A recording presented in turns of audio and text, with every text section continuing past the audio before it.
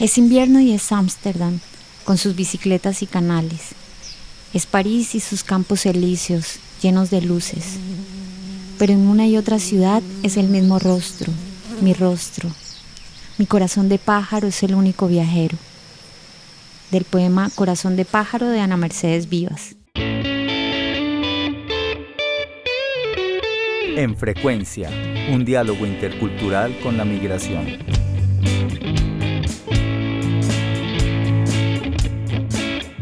Primera temporada, episodio 4. El cuerpo como vehículo, el arte del mimo, la medicina china y la astrología.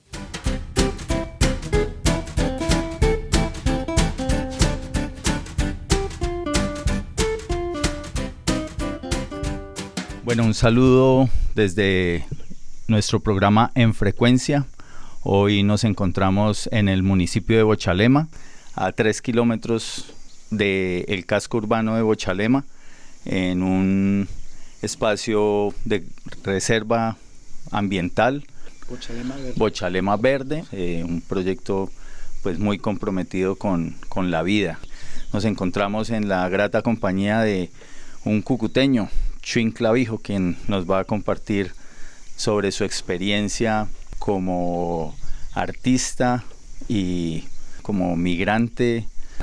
Bueno, gracias Javier, y pues a toda la audiencia, a todas las personas que van a escuchar este podcast. Yo nací en Cúcuta a los 19 años, después de que Pablo Escobar estuviera en su locura máxima. Yo me encontraba en Bogotá estudiando cine y decidí salir de Colombia porque no encontraba ningún sentido ni a lo que estaba pasando ni a lo que iba a pasar. Yo sentía que era el principio de algo que se me salía de las manos y lo que yo quería simplemente era viajar, conocer, ver otras culturas y también sentirme propietario de mi propio ser. O sea que ni Colombia, ni la familia, ni nadie me puede detener hacia un conocimiento hacia mí mismo, que es lo que he hecho esos últimos 42 años. ¿Cómo llegaste primero que todo al cine? Porque conocí a un personaje, Diego León Giraldo, es uno de los más grandes cineastas que ha habido en Colombia en esa época, en los años 80. Y pues él fue mi primer maestro, digamos, de todo el séptimo arte.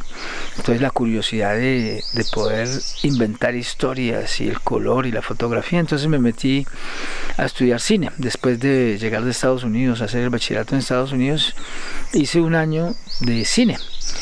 Y me dije, no, yo el año entrante no me voy. Y así fue como llegué yo a París en el 82, en marzo del 82, o sea, acababa de cumplir mis 19 años. Y pues ese es un mundo viejo, ¿no? O sea, llega uno a París y uno cree que todo es súper moderno a lo americano y no. Son monumentos, son cosas muy antiguas, muy bellas. Es un museo, digamos, París. Y pues durante 5 años yo me quedé allá viviendo esa magia parisina que todo el mundo habla. Entonces, para recoger el dinero, yo empecé a hacer teatro callejero, mimo. Yo ni siquiera sabía que era el mismo y había hecho muy poquitísimo teatro en el colegio. Imitar a la gente. Yo imitaba a la gente y tenía ese talento. Ese talento fue adquirido a medida que pasaba el tiempo y empecé a hacer mimo en la calle, en el centro Georges Pompidou. Así fue que empezó mi vida artística y mi vida de inmigrante. Estás mencionando que terminaste tus estudios de secundaria en Estados Unidos. ¿Desde cuándo estuviste allá? ¿Cuánto realmente de tu juventud estuviste en Cúcuta? ¿También pasaste por Bogotá? Sí, porque mi papá, pues lo que más le encantaba era viajar. Él hizo recorrer el mundo entero 2 veces con su esposa, con mi madre. Duraban 2-3 meses por fuera y él mismo hacía el recorrido porque mi padre se volvió historiador, geógrafo, místico, etcétera, de su propia voluntad. Él, además de ser comerciante, pues la vida le fluía por todos lados, ¿sí? Como hijo único. Y lo que quería es tener una grande familia, que fue lo que hizo. Yo, en realidad, a los 8 años, mi mamá me llevaba al Club de Cazadores con mi hermano Freddy. Fuimos los mejores nadadores del norte de Santander, los que empezamos, los pioneros. O sea, en mi época artista empezó ahí nadar. Entonces tenía una disciplina muy cuadrada. La comida estaba regida por un doctor, en fin, nadadores profesionales entre comillas. Y ahí cuando salí de bachillerato, como a todos mis hermanos, los envían a uno a Estados Unidos a terminar la carrera, pero es también ver que hay otro mundo y que se puede desenvolver solo en el universo. Y pues durante un año estudié allá, vi el mundo americano, la locura americana, toda la, digamos, la civilización mucho más espléndida en esa época, entre comillas, ¿no? Y bueno, ahí después sí decidí irme para Europa. Habían acabado de elegir al señor Mitterrand. Mitterrand fue el primer socialista después de la guerra, o sea que la apertura que hizo Francia al mundo fue increíble. Muchos estudiantes del mundo entero nos fuimos a estudiar. Ahí encontré en uno de esos espectáculos el hijo de Marcel Marceau, que me vio. Ya llevaba como 8 meses de estar andando por Roma y por Ibiza y España. Mejor dicho, yo me escapé de la universidad y seguí haciendo espectáculos porque dije, esto es lo mío. O sea, se gana plata, se hace cuando quiera y cuando quiera cae plata. Si hago 2 espectáculos, pues gano 80. Si hago 3 y 4, pues gano 200. Yo llegué a tener así como 1000 francos en la época, en una noche en los Campos Elíseos. Y lo que hacía era reír a la gente. Tenía un don natural de la risa, que todavía la incluyo. Y la risa pues es ese joven interior, ese niño interior que quedó vivo y lo exploté a fondo hasta hoy en día. Entonces fue una época maravillosa, 5 años. Y el hijo de Marceau me dijo, ven a la escuela de mi padre. Yo, ¿qué es Mimo? ¿Quién es Marcel Marceau? No sabía, no estaba enterado de nada de eso. Yo hacía lo mío. Hasta que entré a la escuela de Marceau y me profesionalicé. Fueron 3 años maravillosos, 8 horas diarias con 10 maestros de teatro, mimo, esgrima, acrobacia para circo, acrobacia para teatro, mimodrama, en fin, una calidad de escuela que no existe más ni existirá jamás. Y para mí, al finalizar, yo decía, este es el lenguaje del alma, y así lo fue. Cuéntanos un poco cómo te iba con el asunto de ser colombiano en una época que, como tú mencionas, estaba asignada por el terror del narcotráfico a nivel mundial, teníamos un estigma encima, ¿sí? Pues mire, una de las primeras cosas fue que al año después de haberme salido, a los 8 meses, fue cuando hubo la pelea en el Palacio de Justicia entre la guerrilla y el poder. Yo decía, menos mal me fui, y yo como que por acá me quedo, porque regresar a Colombia, eso es, o sea, estando uno allá como colombiano, pues en esa época Mitterrand lo que hizo fue abrir las barreras de los pueblos, ¿sí? Todo el mundo, había negros, blancos, gente del mundo entero llegando, gente ávida y con mucho talento, que queríamos sobresalir, queríamos irnos de nuestros pueblos para llegar a una cosa más civilizada, una verdadera democracia. Allá tú tienes acceso gratis a muchas cosas en París. Entonces yo, antes de entrar a la escuela, yo hacía danza clásica, mimo sin pagar, siendo residente, estudiante. Yo me fui como estudiante. Pues ser colombiano allá en esa época pues es narcotraficante o cocainero o gente mala, fea en la mentalidad de la gente. Pero ya cuando ven que pues un colombiano chévere y artista, ya es otro cuento. Entonces pues yo me reliaba con el mundo entero, gente, jóvenes, adultos del mundo entero. Yo hablaba más inglés en esa época porque hablaba ya inglés o español con gente latinoamericana. Y pues lo más bonito es que tú haces tu vida, ya ser parisino, tú haces tu vida, porque cada uno se ocupa de uno. Y ahí entendí que el ser es, tú te ocupas de ti mismo y vas viajando por el mundo con las puertas abiertas. Se vuelve uno muy rico a nivel emocional, sentimental, intelectual. Entonces va creciendo ese pequeño personaje, y además en la escuela pues se aprende todo lo que es el silencio interior, y aprender a utilizar el cuerpo físico, mental, espiritual, y sobre todo que es disciplina, como la natación. O sea, yo salí de una disciplina de agua a una disciplina terrestre hasta un grado muy alto, en el cual pues un mimo está solo en escena. Un mimo no tiene escritura, no tiene nada, es todo lo que tiene que ver con los sentimientos. Entonces yo, saliendo de la escuela, me fui con Marceau. Marceau me dijo, venga, y me fui con él para Estados Unidos con otros 3 personas del año anterior. Y pues de ahí hice una amistad con Marceau más maestro-alumno, en el cual ya no es solo el mismo, sino es la visión del mundo, la visión espiritual. pues yo soy una persona muy espiritual en el sentido de que la materia la pasé haciendo todas estas disciplinas y sé que el cuerpo físico, el cuerpo en el cual habitamos es la primera cosa que hay que pasar para llegar a algo más allá.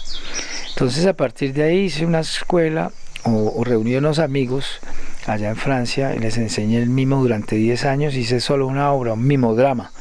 Éramos como 5 personas, 5 mimos, digamos profesionales, porque fueron 10 años de enseñanza. Hicimos una obra que se llamaba Aquel que se iluminó. Era la historia de Buda, que entre comillas es mi alter ego, ¿sí? Llegar a una capacidad intelectual, física, metafísica, de estar tranquilo y sereno. Fue a partir de ahí, después de 10 años, que conocí a los indígenas Kogi. Fui a vivir con los Kogi, que me abrieron otra parte de mi espíritu que no conocía, que es la naturaleza. Vivir en la naturaleza, con la naturaleza, y yo hago parte de la naturaleza, no me extraigo. Dejé todas las ciudades y me fui para una montaña 11 años con mi alumna, que se volvió mi esposa, en la cual vivimos 11 años y tuvimos 2 hijas. No fuimos ni al hospital ni nada de eso. Era solo letargia y naturaleza, belleza, amor, espiritualidad, chimenea, viendo las estaciones, la nieve, etc. Vivir realmente en la naturaleza. Entonces, ahí cuando llegamos yo dije, no, dejo el teatro porque eso es muy sagrado. En esa época viajé a India, a Nepal. Yo viajaba mucho por el mundo. Aprendiendo, tratando de buscar, de indagar, de ir más allá de mí mismo, encontrar los maestros, ver, sentir. Y ahí me dediqué a la somatoterapia. La somatoterapia es la relación de ayuda hacia los otros a través de tocar, de sentir. Es como un psicólogo moderno en el cual no es solamente el pensamiento, sino el cuerpo. El cuerpo tiene su propia energía y son las técnicas de la época de los 90 que vienen de California y muchas experiencias terapéuticas y eso. Entonces me volví terapeuta del cuerpo, del alma. Y hablaba mucho de energía, Marceau también hablaba mucho de energía y yo seguí indagando y empecé a ser terapeuta, a ayudarle a la gente a sanar sus propios dolores de espalda, de cuerpo, ¿sí? Y también a escuchar. Aprendí mucho lo que es escuchar a seres dolientes, porque todos en realidad tenemos dolores del cuerpo, del alma, del espíritu. Entonces empecé a comprender cómo funcionamos de afuera y de adentro. Y estudié después 2 años acupuntura, la medicina china, y ahí fue donde empezó otro mundo, desde los años 2000 a la medicina tradicional china. Me gustaría saber un poco la diferencia, los contrastes que has encontrado en unas y en otras culturas con relación a todas tus artes, a todo tu desempeño, desde el mimo hasta la medicina alternativa. Pues como tú decías, eso no es coincidencia. Quiero simplemente decir que cuando encontré mis alumnos en Toulouse, yo me bajé para el sur, me robaron todo en una isla griega y ahí dije, bueno, regreso a París y me voy para el sur porque París es muy caro y pues ya voy a pasar a otra cosa, que es seguir la escuela, pero a partir de mi ser, como 10 alumnos. Entonces vivimos en una casa juntos y uno de ellos había empezado la astrología. Todos teníamos pelos largos, como hippies, pero nos picaba la espiritualidad. O sea, era una época muy, muy, muy bella. Entonces uno de ellos era astrólogo, ya era astrólogo verdaderamente de karma antiguo, y me enseñó los primeros pinitos, los primeros libros y todo eso, y a partir de ahí fui a ver a una astróloga por la primera vez, que tenía, era como visca, un ojo para un lado, un ser extraordinario. Me leyó mi carta y me dijo, no, es que pues, tú vienes ya con esa alma de astrólogo. Como que la primera persona que me descubre, porque ve mi tema astral, y ahí pues llevo ya más de 27 años estudiando el tema astral mío, y con ese tema astral pienso que es la astrología es la ciencia más antigua y más amplia y más generosa que existe en el ser humano, que viene desde Caledonia. O sea, la astrología siempre ha existido en los seres humanos, que es mirar el cielo, la posición de nosotros en el espacio, y es la energía, son los planetas. Bueno, empecé a estudiar y sigo estudiando y soy un apasionado, y ahora lo meto con mi medicina china, como hacía Lao Tzu. Entonces, esa parte china, es la primera vez que me meto al curso de acupuntura. Son como 8 profesores teníamos, el profesor está al frente con la pizarra, los alumnos sentados con 2, 3, 4 libros, viendo los puntos de acupuntura, etcétera. Entonces, la primera clase que tuvimos, el maestro nos dice, bueno muchachos, bienvenidos, ustedes acaban de entrar en otro mundo. Todo el pensamiento occidental lo botan a la basura, porque aquí no es el mismo pensamiento. Y pues en realidad el pensamiento chino es único y es global y es muy sintético. Quiere decir que ellos en su pensamiento, ellos dicen todo en el universo es energía. Entonces ahí uno empieza por las primeras partes, que es el yin y el yang. En la energía hay 2 cosas, ¿sí? Que es la famosa dualidad que uno aprende, ¿sí? El blanco, el negro, el hombre, la mujer, el día, la noche. Si usted lo que está hablando lo apoya y dice esto es, pues el contrario lo tiene al mismo tiempo. O sea que la guerra, muchachos, nunca se va a acabar, porque si se acaba la guerra, entonces, ¿cuál es el contrario de la guerra? La paz. O sea que para que haya paz tiene que haber guerra, porque si no, sí, es una dualidad. Esa es la dicotomía. Uno tiene que unificar su yin y su yang en sí mismo. Somos hombres y somos mujeres. Somos vida, somos muerte. Estamos muriendo cada segundo. En fin, entra en una filosofía muy simpática. Y además, los 5 elementos, ¿sí? Fuego, tierra, aire, metal y agua. Y esos 5 elementos son los 5 órganos. O sea, hay como una maquinaria que se empieza uno a dar cuenta gracias a la medicina china. Y wow, ahí yo, mejor dicho, me fui como al fondo de la piscina a estudiar. Llevo más de 20 años, 22 años que dejé el arte y me dediqué a la medicina china. Entonces hice 2 años de acupuntura poniendo agujitas, etcétera, y los puntos, mejor dicho, se lo sabe uno casi de memoria y dónde están. Ya después de un tiempo solo con el dedo ya sabe. Ahí hubo un profesor que tenía una escuela de Qigong medical, 3 años. Entonces vi un film y dije, wow, esto es mimo, son movimientos. Para las personas que escuchan, son esos filmes que uno ve de los viejitos en China como acariciando el aire, como todo en cámara lenta, como si estuvieran volando en el espacio. Y dije, wow, esto es mimo. Entonces me fui para esa escuela 3 años. Y el Qigong me abrió otra puerta, que es la última ya, digamos, porque el Qigong es la base de la medicina tradicional china. Es el ser y estar en esa energía que está alrededor de todo el cosmos. Y el cosmos eres tú y tú eres el cosmos. Es lo que es arriba, es como lo que es abajo. Empieza una nueva filosofía que llevo hace unos 6 años viviendo en la isla, aquí en Martinica, dentro de un barco, a vivirla, a gozarla, a regocijarme de los poderes que nosotros como seres humanos tenemos. Entonces, pues, muchos pacientes, muchas curaciones desde siempre, desde que empecé la terapia. Llevo 22 años pues, escuchando a la gente de toda clase, de todo ritmo, de todo, y pues uno empieza a entender que todos somos iguales, pero cada uno tiene como su propia conciencia, ¿sí? Una elevación de conciencia. Esa elevación de conciencia la adquieres a medida que te vas estudiando, a medida que vas viviendo, a medida que te van pasando cosas. Junto con la astrología, ahí ya puedes ver, más sentir. O sea, la vida se vuelve una magia. Somos magos.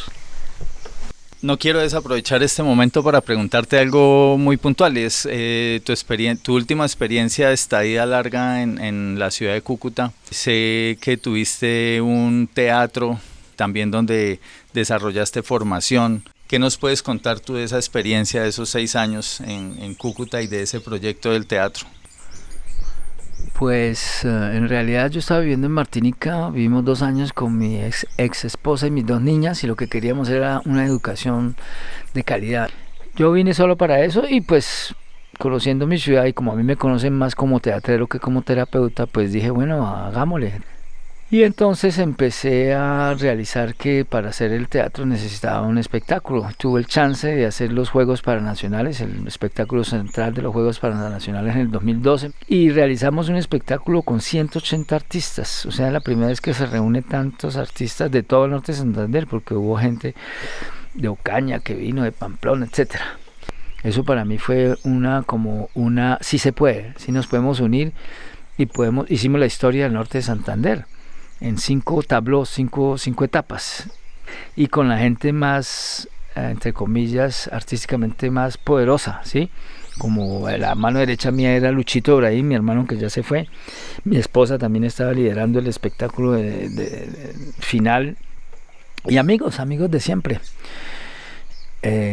Toda clase de arte, todos, músicos, escultores, pintores, todo el mundo se unió, bailarines, hicimos algo fabuloso. Entonces, es como si creemos todos los artistas qué es lo que está pasando, si nos quitamos el ego y vamos para adelante, podemos hacer muchísimas cosas. Entonces el Teatro La Playa se llamaba, en pleno centro de la ciudad, se abrió gracias al esfuerzo de los artistas y también las empresas nos ayudaron, como siempre las secretarías de cultura dieron un poquitico para empezar, pero con la ayuda también de amigos extranjeros, espectáculos, hicimos 3 festivales también. Entonces eso le dio como a los jóvenes, a mis alumnos, como dijeron sí se puede, y ahora hoy en día pues pienso y veo que hay muchos teatros y muchas cosas que se abrieron y se difundió y se hizo a través de esa experiencia que sí es posible, que se puede haber teatro, danza, música, pintura sin tener que estar esperando nada más que el talento humano es increíble. Entonces lo que más falta para que ese sueño siga son maestros. No es que no los haya, sino necesitamos academia, necesitamos una altura más de una visión holística de lo que es el arte. Porque el arte también es muy importante, es el que siempre ha dado la visión. Yo viví en Europa o en Francia durante mucho tiempo, siempre los artistas son los que han liderado. Entonces, todos juntos podemos hacer del norte de Santander un departamento que nazca y que pueda ir más allá de las fronteras.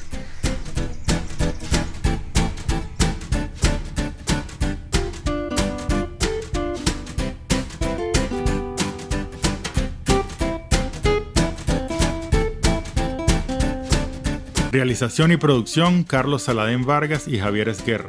Voz en off, Mónica García. Invitado, Luis Carlos Chuín Clavijo. Música, La Pomme du Trône, de Shane Ivers, bajo licencia Creative Commons. En Frecuencia es un proyecto ganador de la Beca de Creación Sonora Digital de Podcast 2023. Programa Nacional de Estímulos, Ministerio de las Culturas, las Artes y los Saberes. Colombia, potencia de la vida.